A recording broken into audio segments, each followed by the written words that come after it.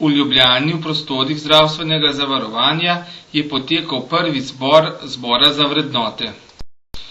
Zbor za vrednote je odziv na zadnje dogodke v slovenski družbi, ki so zašli v slabo smer.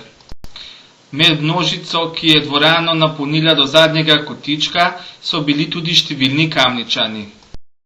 Nekatere od njih smo povprašali, zakaj so se udeležili zbora. Jaz mislim, da je bil zbor za vrednote še tako potreben in končno mislim, da je napočil čas, da se v Sloveniji začnemo tudi o vrednotah pogovarjati, ker v šolah nas niso nikoli učili, da je pametno biti pošten, nikoli nas niso učili, da je delo vrednota in nikoli nas niso učili, da je zvestoba vrednota. In jaz mislim, da je na teh stvareh treba graditi, da se o teh stvareh treba pogovarjati, ker to je temelj naše prihodnosti. Če čisto odkrito priznam, je bil prvi razlog radovednost, kaj se bo pravzaprav na tem zboru za vrednote dogajalo.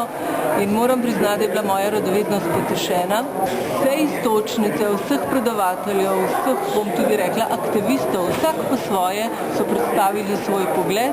Ena povezava je nastala, ena skupnost, ena možnost razmisleka.